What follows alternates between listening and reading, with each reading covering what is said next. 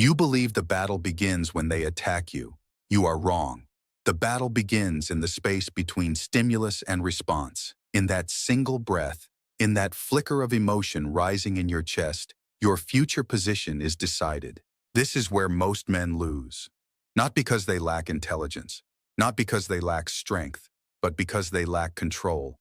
When someone lies about you, insults you, challenges you publicly, your instinct screams to respond, to defend, to correct, to retaliate. And in that moment, you are no longer strategic. You are emotional. And emotion, when uncontrolled, is a leash placed in the hands of your enemy. Centuries ago, Niccolò Machiavelli observed rulers fall, not because they were weak in army or wealth, but because they were weak in temperament. In The Prince, he makes it clear that a leader must master fortune by mastering himself first. A prince who cannot command his own reactions cannot command a state. Emotional control is not suppression, it is calculation. When they provoke you, pause. That pause is power. In that silence, you are gathering information. Why did they say this? Who is watching? What do they gain from my reaction? Suddenly, the insult becomes data. The attack becomes intelligence, and you move from victim to observer. Understand this clearly. Anger exposes your values and your vulnerabilities.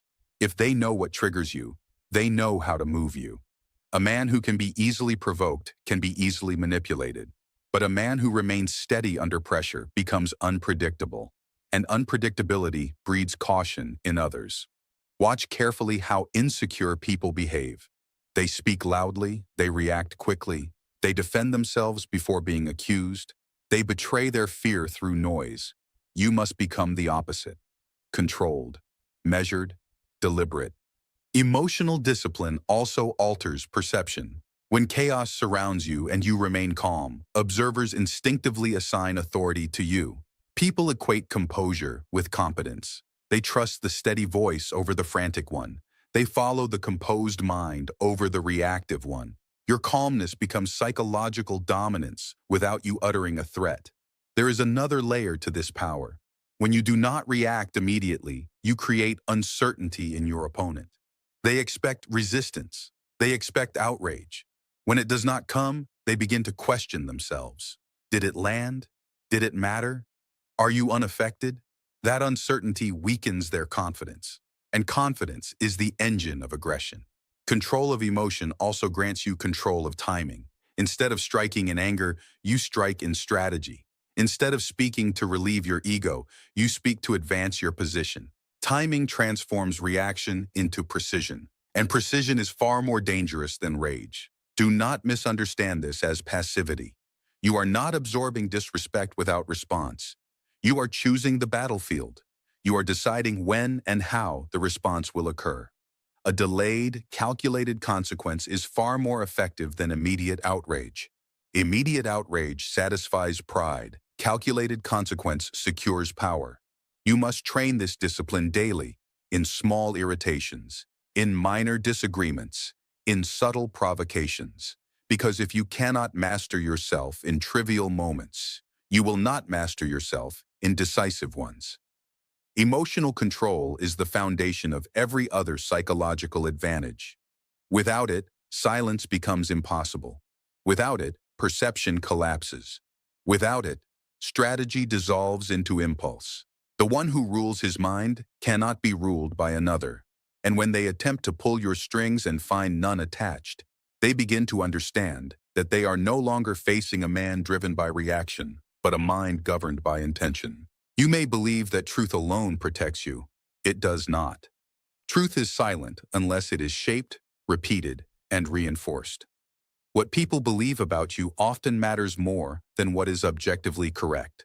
This is not a comfortable truth, but it is a strategic one. Long before the modern world understood media, branding, or public relations, Niccolò Machiavelli understood perception.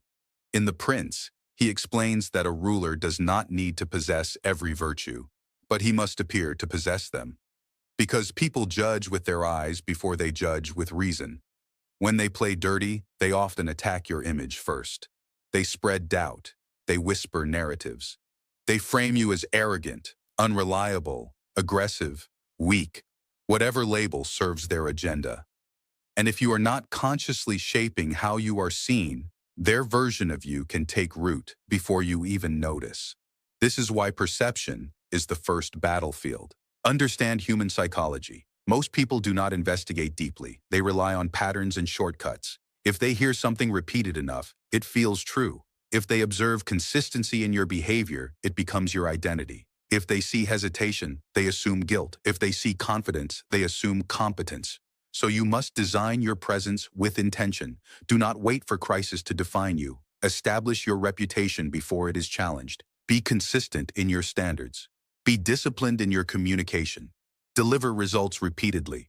When your actions form a clear pattern, attempts to distort your character appear weak and desperate. Control perception by mastering consistency. If today you are calm, tomorrow you are reactive, and the next day you are silent, people become confused. Confusion weakens authority.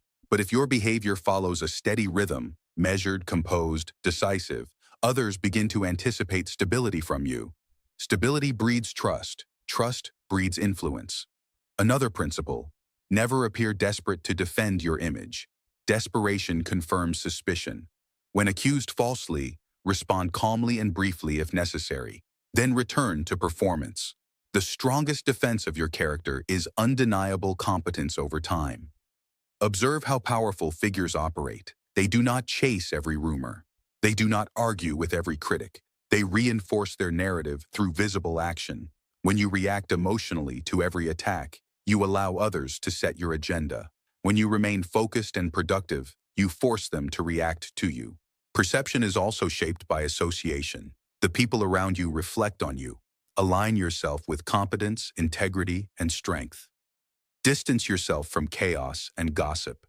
When your circle reflects discipline, it strengthens your image without a single word spoken. But remember this carefully: appearing virtuous does not mean being naive. You may need to make difficult strategic decisions behind the scenes. You may need to maneuver carefully in complex situations. Yet publicly, your demeanor must remain measured and principled. People must see coherence, not calculation. There is power in symbolic moments, a firm boundary set calmly, a decisive action taken without drama, a refusal to engage in petty conflict. These moments reshape how others interpret you. They create psychological anchors in the minds of observers. When perception is on your side, attacks lose force. When perception is against you, even small mistakes become amplified. This is why controlling your image is not vanity. It is strategy. If they play dirty, they will attempt to distort who you are. Your task is not to scream the truth louder. Your task is to embody it so consistently that distortion cannot survive in the light of your behavior. Because in the minds of others, perception becomes reality. And the one who understands this does not merely live in the world as it is described. He shapes how the world describes him. Noise is the language of insecurity. The more a man speaks, the more he reveals. The more he reacts, the more he exposes his position. When they play dirty, their first objective is simple. They want your reaction. They want your outrage. They want you to speak too soon, too loudly, too emotionally. Because once you do, they can measure you. But the mind that understands strategy does something different. It becomes silent. Centuries ago, Niccolò Machiavelli observed that rulers who survived were not those who explained themselves endlessly, but those who mastered restraint. In The Prince, the lesson is clear. Mystery strengthens authority. Familiarity weakens it. Silence creates tension, and tension creates psychological pressure. When someone insults you and you immediately defend yourself, the energy flows toward them. They control the tempo. They dictate the frame. But when you pause, when you hold eye contact, when you respond slowly, when you choose not to explain, you shift the discomfort back onto them. Suddenly they wonder, did I miscalculate? Is he unaffected? Is something coming? Silence forces others to confront their own uncertainty. Understand this deeply. People fear what they cannot predict. If they know exactly how you will respond, anger, defensiveness, sarcasm, they can control the situation. But if your reactions are measured and rare, they hesitate. And hesitation weakens aggression. Unpredictability is not chaos. It is controlled variability. You do not explode randomly. You do not withdraw emotionally. You remain composed. But you refuse to reveal patterns that can be exploited. Sometimes you respond immediately. Sometimes you wait. Sometimes you acknowledge briefly. Sometimes you say nothing at all.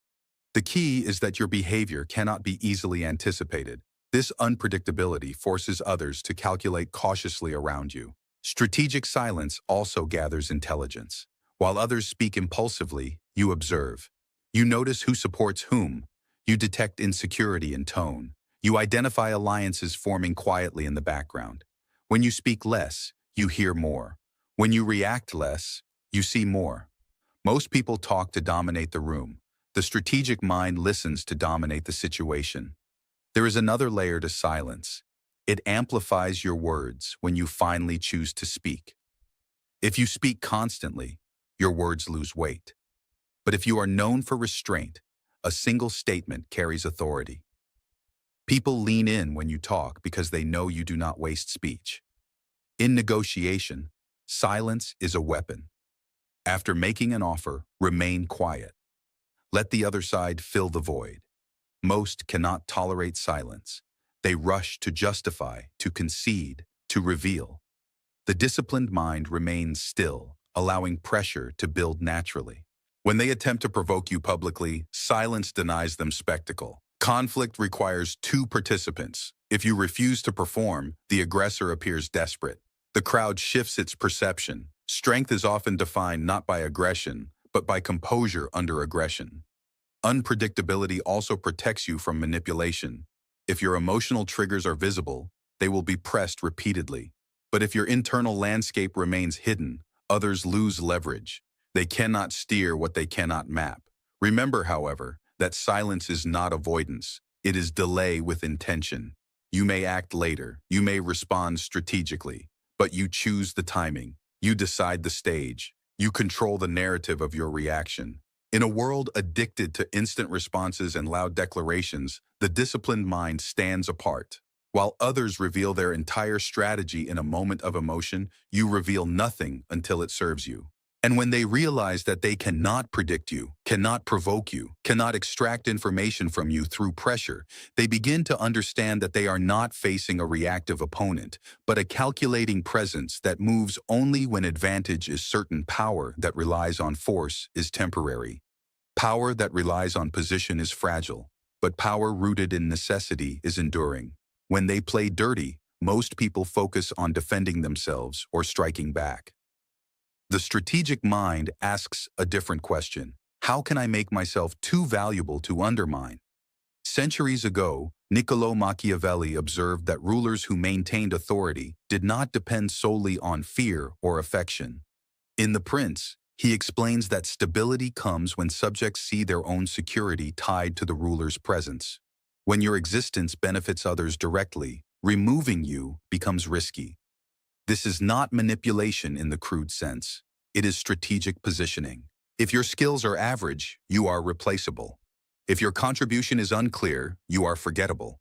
But when you solve problems others cannot solve, when you connect people who need each other, when you anticipate risks before they appear, your role becomes structural. And structural positions are not easily attacked. When they attempt to undermine you, their calculation changes if your absence would create instability. If you are the bridge between departments, the negotiator between rivals, the calm mind during crisis, then attacking you carries consequences beyond personal conflict. It disrupts systems. Dependency begins with competence. Develop abilities that are rare and reliable. Master your craft so thoroughly that your presence elevates every environment you enter. Competence commands respect without demanding it. It shifts conversations. It reshapes dynamics. But competence alone is not enough. You must also understand relationships. People defend what benefits them. If your guidance improves someone's performance, they become invested in you. If your connections open opportunities, they associate you with growth. If your judgment prevents mistakes, they associate you with safety. Over time, their interests intertwine with your presence. Yet be careful. Dependency must feel organic, not imposed. If others sense control, they resist. If they feel supported, they align willingly. The art lies in offering value consistently while maintaining boundaries. You give strategically, not excessively. Scarcity strengthens value. If you are available to everyone at all times, your contribution becomes ordinary. But if your time and insight are measured and intentional, they gain weight. People respect what is limited and impactful. Another dimension of dependency is foresight. When you anticipate needs before they are expressed, you position yourself ahead of events. If you warn of risks before others see them, your credibility grows. If you prepare solutions before crisis erupts, your necessity becomes obvious. Observe how fragile power collapses under pressure. It collapses when it stands alone. But when your presence supports multiple interests, when allies, partners, or colleagues see benefit in your stability, they unconsciously protect you. This is how you outsmart dirty players without confrontation. Instead of engaging in petty rivalry, you elevate your strategic value. Instead of competing for attention, you become indispensable. Instead of chasing loyalty, you design alignment. When your existence strengthens others' success, attacking you becomes self-destructive. When your absence would create confusion, disruption, or loss, even your rivals hesitate. True dominance is not loud. It does not threaten constantly. It builds quietly until the structure cannot stand without it.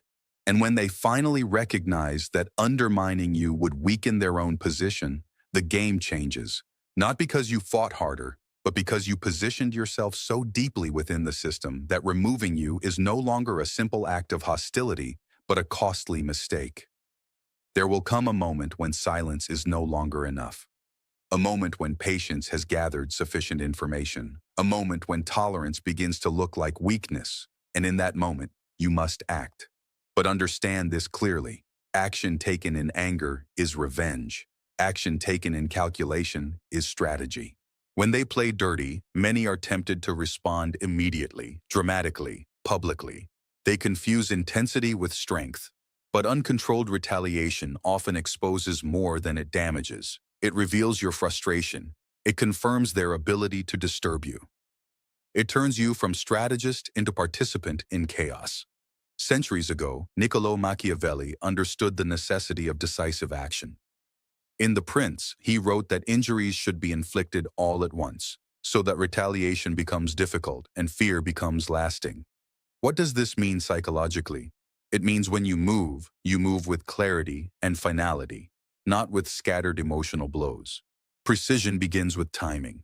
If you strike too early, you reveal insecurity. If you strike too late, you appear weak. The strategic mind waits until advantage is undeniable. You gather evidence. You observe patterns. You measure alliances. And when the moment arrives, your action feels inevitable rather than impulsive. Precision also requires focus. Do not attack everything. Attack the source. If someone spreads rumors, address credibility. If someone undermines your authority, reinforce structure. If someone attempts manipulation, expose it calmly. A single accurate move destabilizes more effectively than 1,000 emotional reactions. Understand the psychology of observers. When conflict unfolds, people watch carefully. They are not only judging who is right, they are judging who is stable. If you explode, even with justification, you create doubt. But if you respond with controlled firmness, setting boundaries without chaos, you elevate your position. A precise strike is often subtle. It may be a clear boundary stated once and enforced consistently. It may be a strategic withdrawal of access. It may be restructuring a situation so that the aggressor loses leverage. It may be calmly presenting truth at the right moment in the right forum with undeniable clarity. Emotion seeks satisfaction. Strategy seeks outcome. When anger drives you, you aim to feel better. When calculation drives you, you aim to change the balance of power. And those are not the same. Precision also means understanding consequences. Before you act, ask yourself, what will this produce? Who will it influence? What perception will it create? Every move sends signals. Every decision reshapes the environment. The disciplined mind acts only after considering the ripple effect. There is also power in proportion.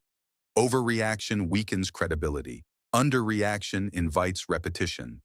The response must match the offense, not in emotional weight, but in strategic impact. Enough to discourage, enough to establish boundaries, enough to demonstrate that crossing you carries cost. And once the strike is delivered, do not linger, do not boast, do not continue the conflict unnecessarily. Decisive action followed by calm restraint reinforces authority. It communicates that your objective was correction, not drama. Remember this clearly. Unpredictability builds tension, but precision builds respect. When they realize that you are capable of acting swiftly, accurately, and without emotional chaos, their calculations change. They no longer see you as reactive.